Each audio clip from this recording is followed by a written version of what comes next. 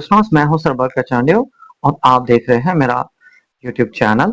और आज के एमडीकेट नम्स सिलेबस में आज जो स्टूडेंट्स हम डिस्कस करने जा रहे हैं एवोल्यूशन ऑफ यूकेरियोट्स के बारे में कि यूकेरियोट्स कैसे वजूद में आए और इससे पहले जो थे सेल्स वो कौन से थे।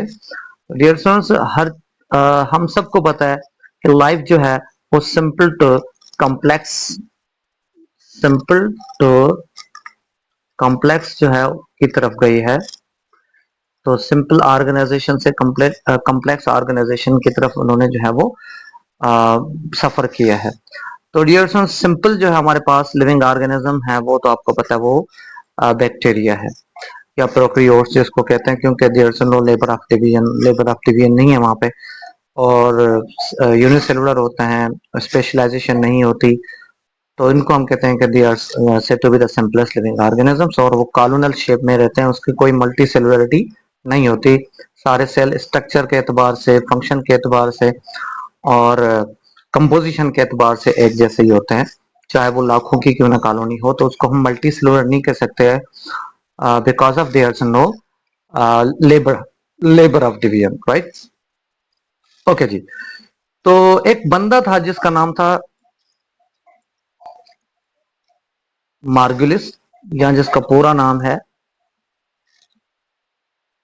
Line Margulis, right. डियरसस लाइन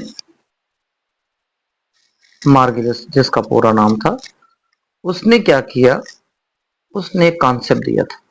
उसने कॉन्सेप्ट ये दिया था इंडो सिम्बियोट कॉन्सेप्ट। तो डियरसस इंडो की लिटरली मीनिंग होती है इनसाइड, इनसाइड, और सिम्बियोट का मतलब होता है जो किसी दूसरे पार्टनर के साथ मिलकर रहते हैं विदाउट एनी हार्म।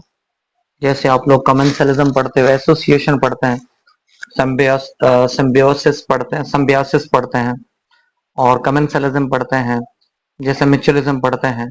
तो सिम्बियोसिस जो है या सेम एसोसिएशन होती है, सिम्बियोट वाली भी सेम एसोसिएशन होती है, ठीक है डियर स्टूडेंट्स। तो यहाँ पे क्या था, यहाँ पे एक कॉम्बिनेशन था, एक एसोसिएशन था। किसका एसोसिएशन था डियर स्टूडेंट्स? सबसे पहले तो हमें पता है कि ये प्रोकैरियोट्स जो है, और प्रोकैरियोट्स अमीबाइड एक बहुत बड़ा ह्यूज एक सेल था जो एनारोबिक था। उस वक्त एरोबिक वाला नहीं था, ये था एन एरोबिक।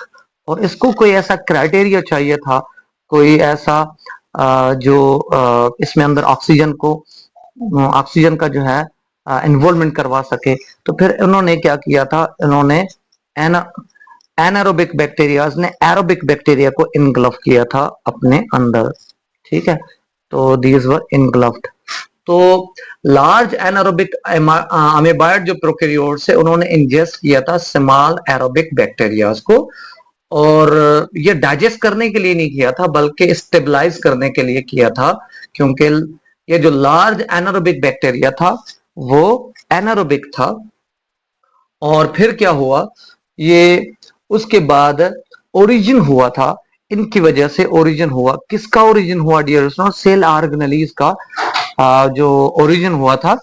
तो सबसे पहले यहाँ पे हम बात करेंगे, किसकी बात करेंगे डियर स्टूडेंट्स? माइटोकॉन्ड्रिया की बात करेंगे कि माइटोकॉन्ड्रिया का ओरिजिनेशन हुआ था कहां से? एरोबिक बैक्टीरिया से। तो डियर स्टूडेंट्स यहाँ थोड़ा सा आगे चलकर हम बात करेंगे, किसकी बात करेंगे कि ये जो लिविंग ऑर्गेनिजम्स हैं उन्होंने क्या किया था, उन्होंने ही सेल ऑर्गेनेलिस को प्रोड्यूस किया था, ठीक है। तो कम्प्लेक्सिटी जो पैदा हुई थी, डाइवर्सिटी जो पैदा हुई थी, वो ऐसे ही पैदा हुई थी। तो डियर स्टूडेंट्स यहाँ पे सेल ऑर्गेनेलिस का पैदा होना, कब ये पैदा हुए थे dear students? 1.5 billion years ago की बात है कि जो इमरजेंस हुआ था फर्स्ट यूकेरियोटिक का, तो 1.5 बिलियन ईयर्स अगो की ये बात हो रही है, ठीक है। ये एक अजम्पशन होता है, इसमें कोई प्रूव नहीं है, ठीक है। तो लेकिन ये अथेंटिक हम जो जितने भी साइंटिस्ट हैं उन्होंने इसको जो है वो प्रूव किया है, इसलिए हम इसको पढ़ते हैं। लेकिन कोई इसका कोई साइंटिफिक रीजन वगैरह ये वो हमारी बुक्स में,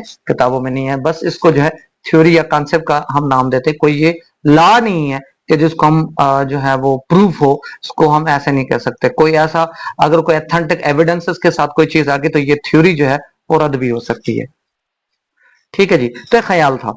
तो सबसे पहले ये ख्याल था कि एक ह्यूज बैक्टीरिया था, एनारोबिक बैक्टीरिया, जिसने जो है छोटे छोटे बैक्टीरिया जो थे एरोबिक, ये छोटे स्मॉल बैक्टीरिया थे, इनको क्या किया था, इनको उन्होंने इनग्लफ कर लिया। इनको डाइजेस्ट करने के लिए इनग्लफ नहीं किया था, बल्कि स्टेबलाइजिंग करने के लिए उन्होंने क्या किया था, स्टेबलाइज करने के लिए, सस्टेन करने के लिए, क्योंकि इनको ऑक्सीजन की जरूरत थी और ओजोन पैदा हो चुका था।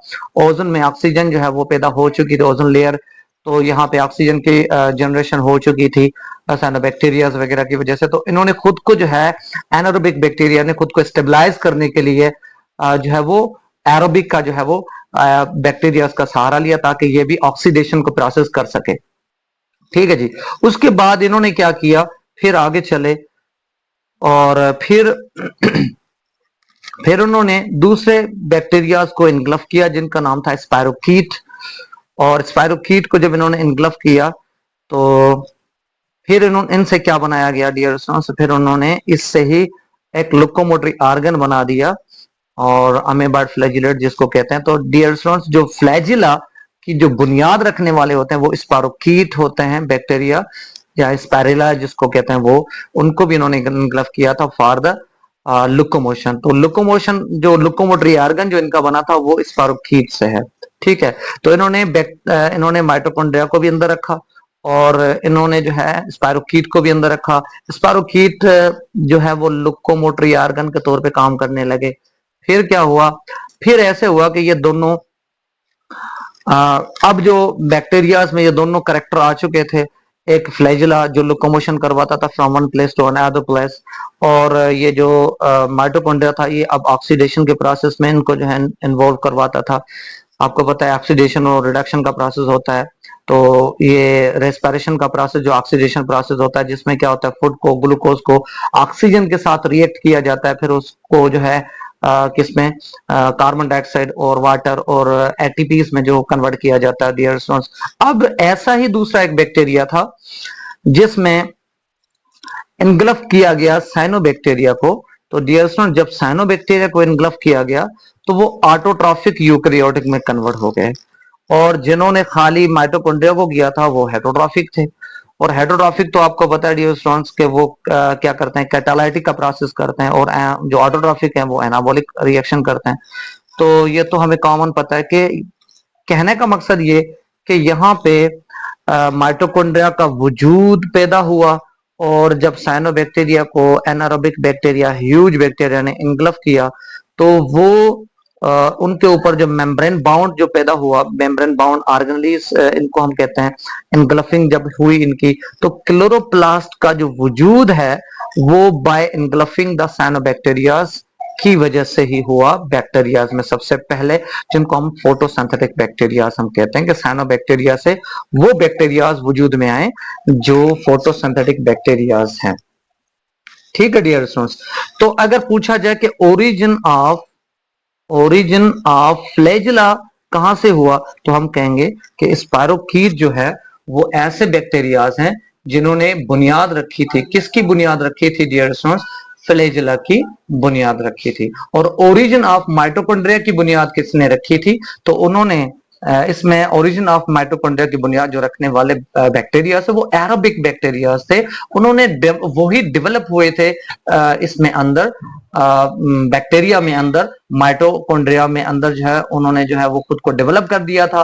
और फिर क्या हुआ, उन्होंने स्टार्ट किया था ऑक्सीजन को लेना स्टार्ट किया। क्योंकि आपको पता है डियर स्टूडेंट्स के बैक्टीरिया की जब भी हम बात करते हैं तो दो किस्म के बैक्टीरिया होते हैं, एरोबिक और एनारोबिक बैक्टीरिया। तो यहाँ पे एरोबिक बैक्टीरिया की वजह से जो माइटोकॉन्ड्रिया की वजूद, उनका जो है एग्जिस्टेंस जो है वो हो गया, और उसके बाद उन्होंने रेस्पिरेशन को, एरोबिक रेस्पिरेशन उन्होंने स्टार्ट कर लिया था। तो ये था जो है इंडो सिम्बियोट हाइपोथेसिस के बारे में। अब हम मूव करते हैं मेम्ब्रेन बाउंड ऑर्गेनेलीज के बारे में, जो मेम्ब्रेन इन्वेजिनेशन हाइपोथेसिस है उसकी तरफ चलते हैं।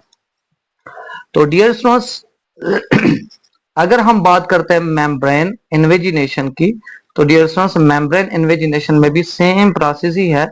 यहां देखें, एक एनारोबिक ये जो प्रोकैरियोटिक बैक्टीरिया है, और जब इनमें मेम्ब्रेन जो सेल मेम्ब्रेन है वो अंदर की तरफ इनगल्फ होना शुरू हो गई, देखें जरा यहाँ इनगल्फ होना शुरू हो गई। और फिर इन्होंने क्या किया, लेट सपोज ये एक बैक्टीरिया मैंने बनाया, यहाँ इनका जेनेटिक मादा पड़ा हुआ है, फिर इन्होंने क्या किया, वो मेम्ब्रेन जो अंदर की तरफ आना शुरू किया और क्या किया, इनक्लोजिस जो है वो मेम्ब्रेन बन गई और इन्होंने क्या कर दिया, उस जेनेटिक मादे को अपने आगोश में ले लिया। और जेनेटिक मादा जो है पहले ऐसे स्कैटर्ड था, जैसे बैक्टीरिया में आपको पता है न्यूक्लियड पाया जाता है और वो वहां पे लूप लाइक डीएनए स्कैटर्ड होता है और साइटोप्लाज्म में होता है, लेकिन अब वो साइटोप्लाज्म में तो है लेकिन किसी मेम्ब्रेन में बाउंड हो चुका है। तो ये मेम्ब्रेन इन्वेजिनेशन हाइपोथेसिस के नाम से इसको हम जानते हैं। तो डियर स्टूडेंट्स, यहाँ फर्दर इसके बारे में अगर हम बात करें तो हम बात करते हैं कि प्रोकैरियोटिक सेल मेम्ब्रेन इन्वेजिनेशन में होता क्या है, इंक्लूज्ड कॉपीज जेनेटिक मटेरियल की जो है वो क्या हो चुकी हैं, वो बंद हो चुके हैं। जेनेटिक मटेरियल जो है वो सेवरल डबल मेम्ब्रेन ऑर्गेनेल्स में अंदर जो है वो पाया जाता है, चाहे वो हम जेनेटिक मादे की बात करें, चाहे हम किसी सेल ऑर्गेनेल्स की बात करें। अगर सेल ऑर्गेनेल्स की बात करते हैं डियर स्टूडेंट्स, तो आपको पता है माइटोकॉन्ड्रिया है, उसमें भी देखें जरा ये फोल्डेड मेम्ब्रेन पाई जाती है। तो ये इनफोल्डिंग होना, ये मेम्ब्रेन इन्वेजिनेशन की ही जो है एक बात की अक्कासी है, यही उसका सबूत है। तो डियर स्टूडेंट्स, इससे क्या बनता है, इससे सेल ऑर्गेनेल्स पैदा हुए। देखें जरा, ये पहले जेनोम ऐसे पड़ा हुआ था, जेनोम ऐसे पड़ा हुआ था, जेनोम का मतलब होता है यहाँ पे जेनेटिक मादा जो पड़ा हुआ था, कंप्लीट सेट ऑफ क्रोमोसोम या जीन्सेस को हम जेनोम कहते हैं। तो ये जीन्सेस मौजूद हैं और जीन्सेस के बाहर देखो ये मेम्ब्रेन जो है वो बाउंड हो चुकी है, तो जिसकी वजह से जेनेटिक मादा जो है इंक्लूसिव मेम्ब्रेन में आ चुका है। ऐसे जैसे न्यूक्लियस को इन्होंने मेम्ब्रेन में इंक्लूज किया है, ऐसे क्लोरोप्लास्ट की बात करें तो ये क्लोरोप्लास्ट है, वो भी ऐसे ही इंक्लूज डबल मेम्ब्रेन हो जाता है। और माइटोकॉन्ड्रिया की बात करें, वो भी डियर स्टूडेंट्स ऐसे ही जो है वो मेम्ब्रेन में क्या है, बाउंड। इसमें देखें एक्सटर्नल स्ट्रक्चर है, इंटरनल। और इनके साथ साथ डियर स्टूडेंट्स अगर हम न्यूक्लियस की बात करें तो न्यूक्लियस भी डबल मेम्ब्रेन साइटोप्लाज्मिक ऑर्गेनेली में आता है। तो ऐसे ही डियर स्टूडेंट्स क्या हुआ था, ऐसे ही प्रोकैरियोटिक सेल से ऑटोट्रॉफिक यूकैरियोटिक वजूद में आए और ऐसे ही हेटेरोट्रॉफिक जो है यूकैरियोटिक वो वजूद में आए। इनको हमने कॉन्सेप्ट में रखना है। और ऐसे ही हम कहेंगे कि भाई जब हम बात करते हैं माइटोकॉन्ड्रिया की, तो माइटोकॉन्ड्रिया की जब भी डियर स्टूडेंट्स हम बात करेंगे तो उन्होंने अपनी जो ओजोन लेयर होने के बाद, पैदा होने के बाद जो सेल थे उन्होंने अपनी करवट बदली, उन्होंने अपनी नेचर बदली। तो यहाँ ऑक्सीडेशन के प्रोसेस वाले बैक्टीरिया पैदा हो गए और जब क्लोरोप्लास्ट पैदा हुआ तो रिडक्शन बैक्टीरिया पैदा हो गए। तो ये रिडक्शन प्रोसेस करते हैं और वो ऑक्सीडेशन प्रोसेस पैदा करते हैं। तो ऐसे ही रिडक्शन और ऑक्सीडेशन वाले जो बैक्टीरियाज है वो पैदा हो गए। उम्मीद है आपको ये वीडियो पसंद आई और फिर